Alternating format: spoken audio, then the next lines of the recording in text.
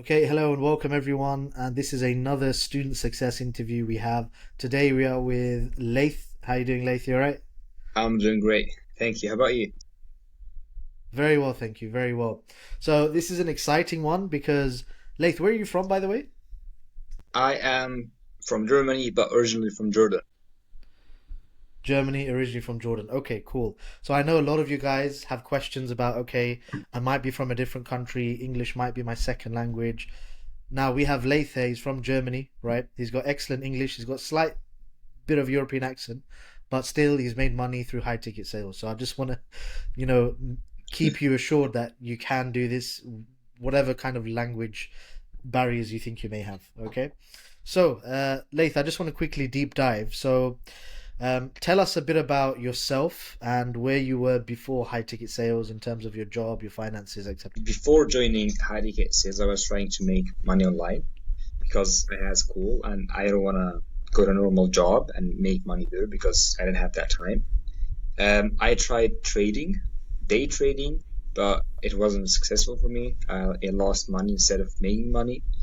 And I kept trying to find some ways to make money online. And then I came across one of your videos, um, hearing about high ticket sales. I didn't have any idea what that is, so I joined that field, that space, without even have like zero knowledge.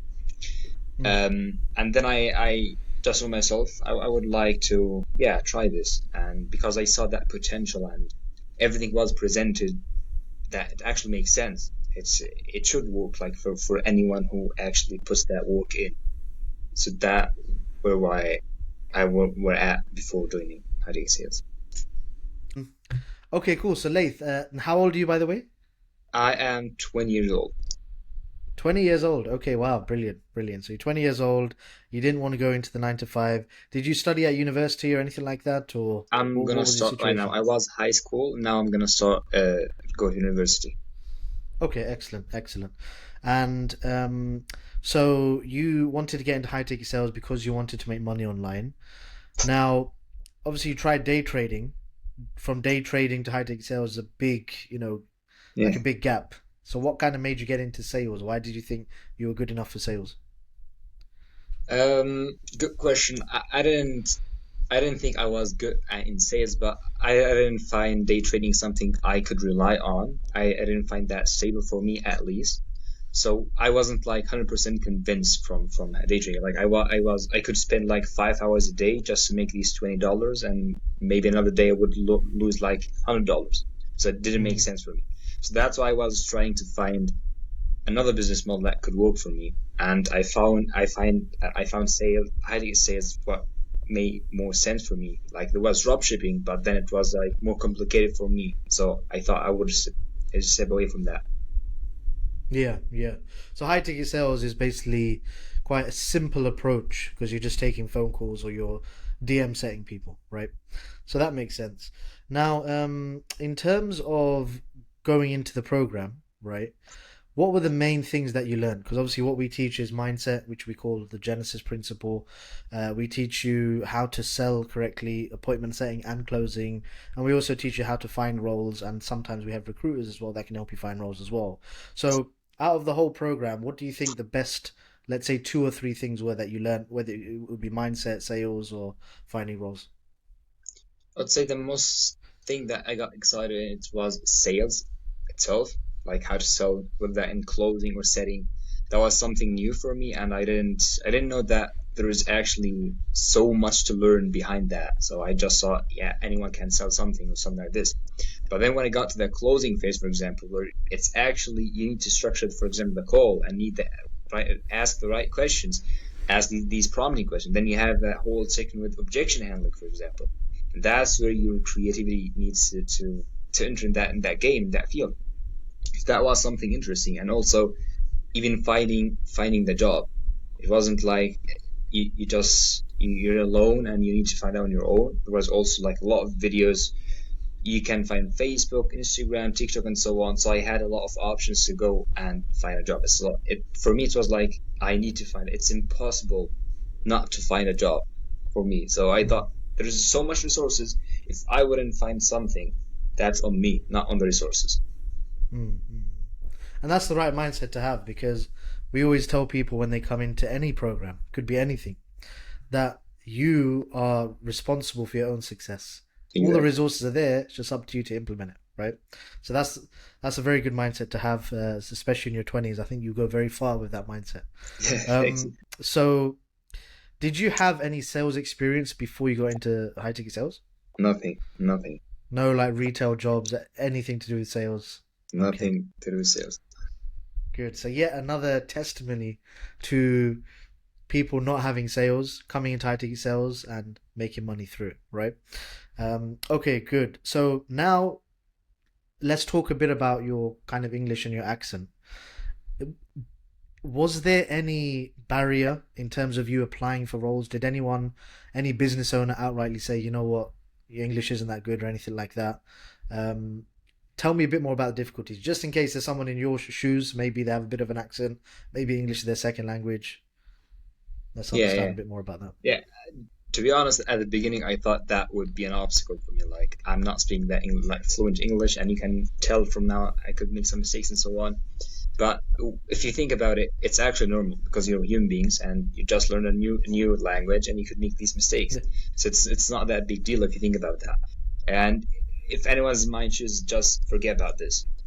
And even when I applied to coaches or to work with agents and so on, no one told me your English accent is not that good. We don't want you because of your English accent.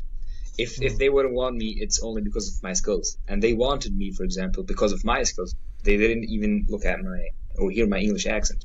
And even now, when I'm working with this agency, they tell me your English is good, it's perfect. And even when I had calls with some coaches, like while closing, no one told me your English accent is not good. I don't want to proceed only because of your English accent. So it mm. shouldn't be a barrier for anyone. It's normal, and that's it. That's it. That's it. I've even heard, like, from one of the recruiters that we have as well. He placed someone very recently with a very thick Indian accent.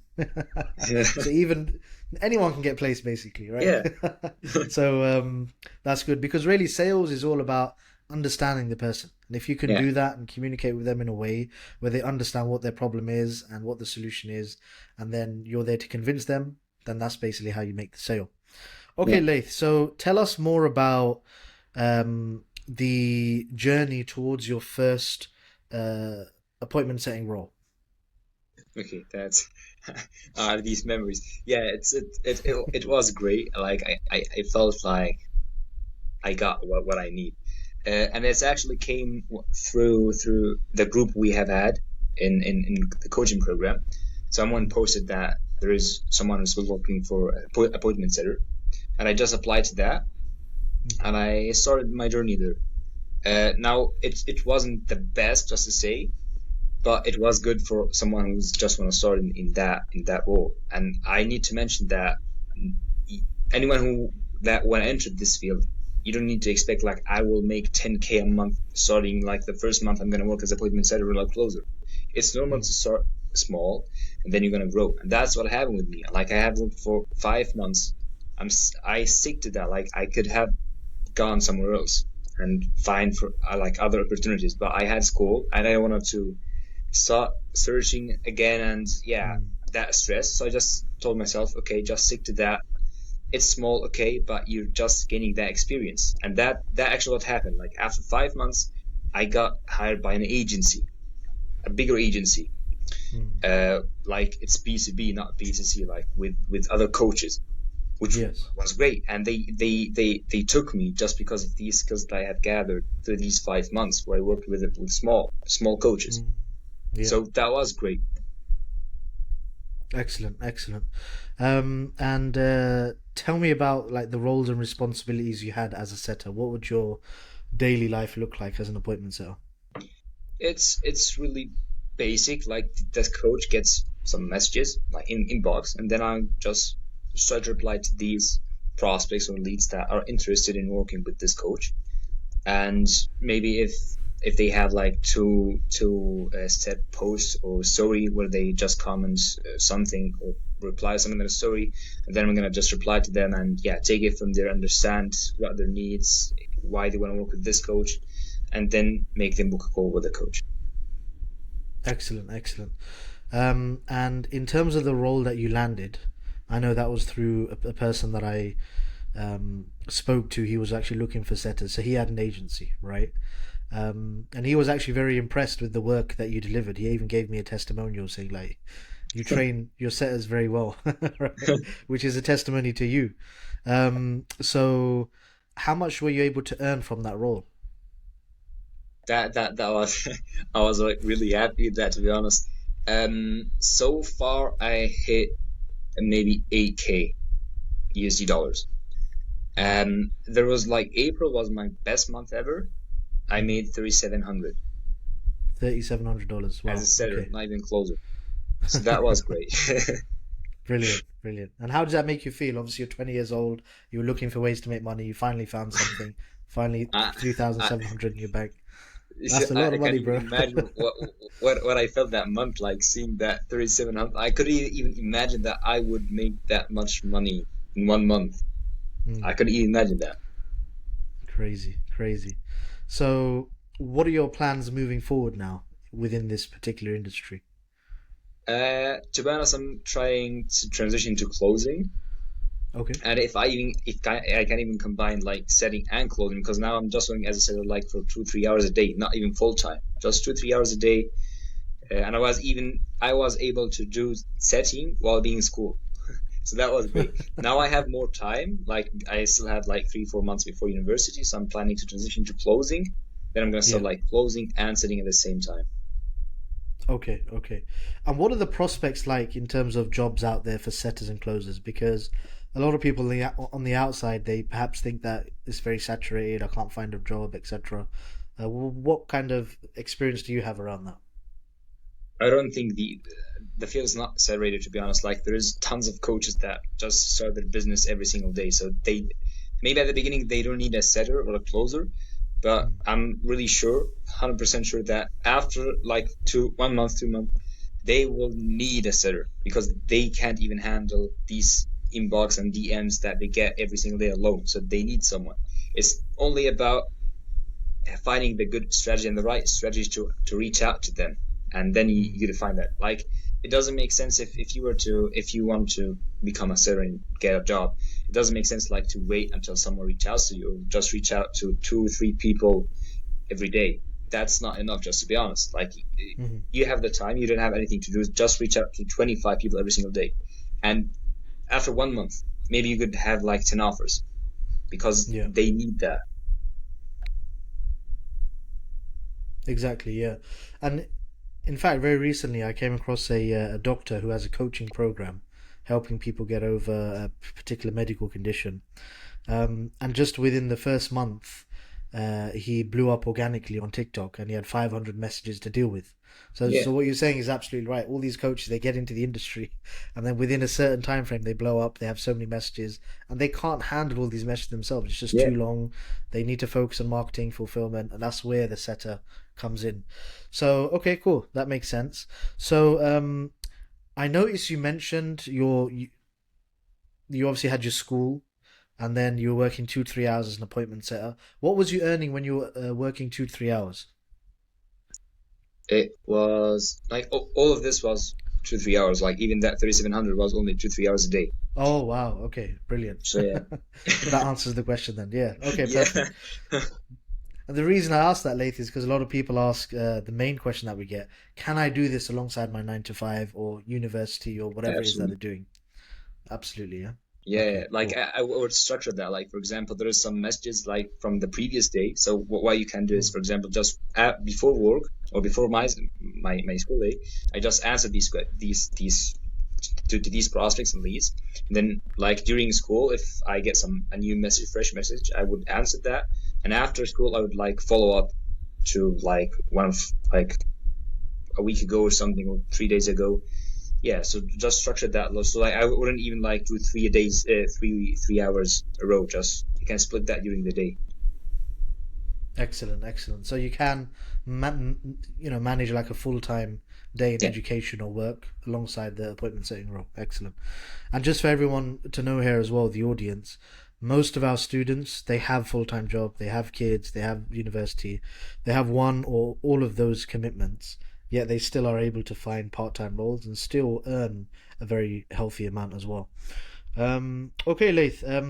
Now there are perhaps a lot of people they've been scrolling on TikTok. They've come across me. They're like, "Who's this guy with a beard talking about sales, making money?" Right? I don't believe it. It's too good to be true. All these things.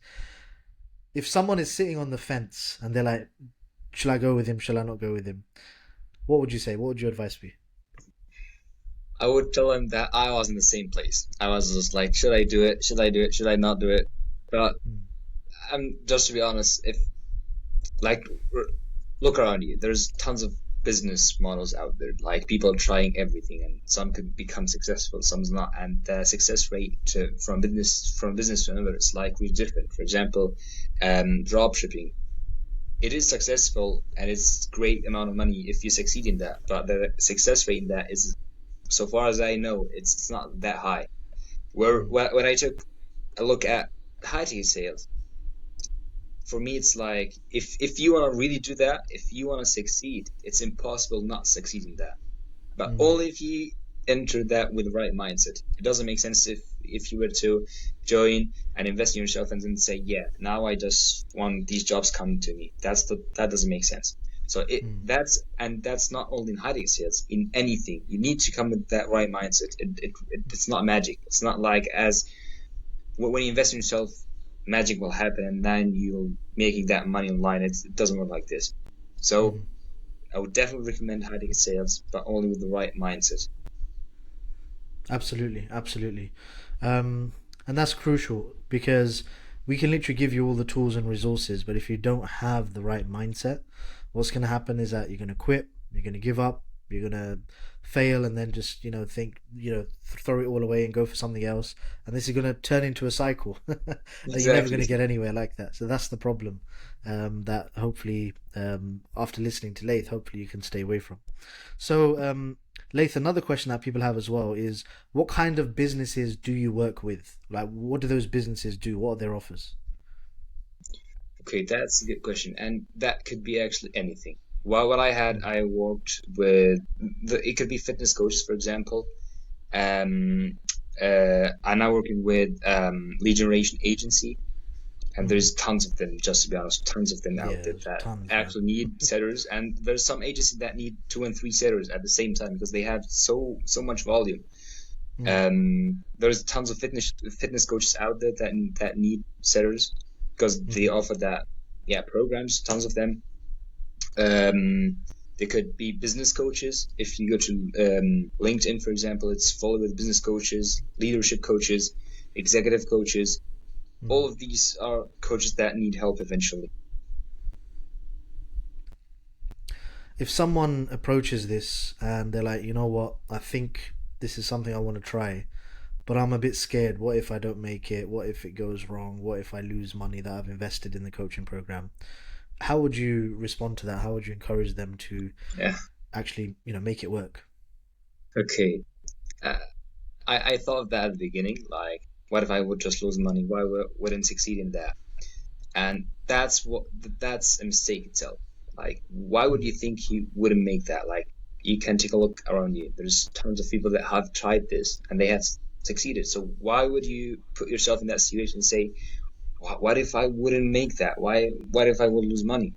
To be honest, if you were to say where you're at, you're actually losing money every day because you're just doing that 9 to 5, for example. You don't have that time to spend with family or do whatever you would like to do.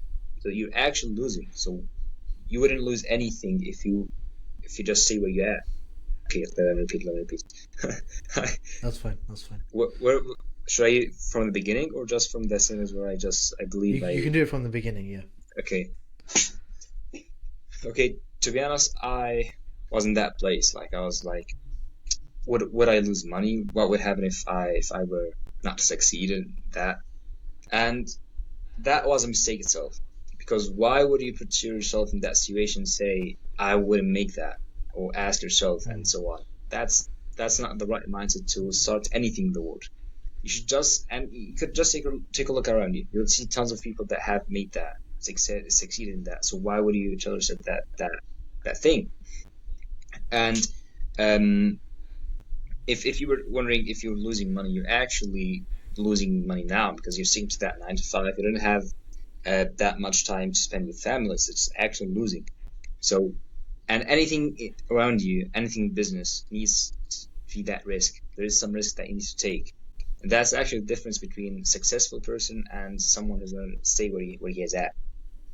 That risk, that taking the risk or just staying where they're at because they're afraid of losing, they're afraid of taking that risk. So just take it, and whatever happens, it's actually better than having that feeling of I should have tried that. And then after Mm. 5 years, 10 years, it's just say, oh man, I should have tried that 5 years ago because look at this, look at my friend, he had make that and he's now making 10K a month.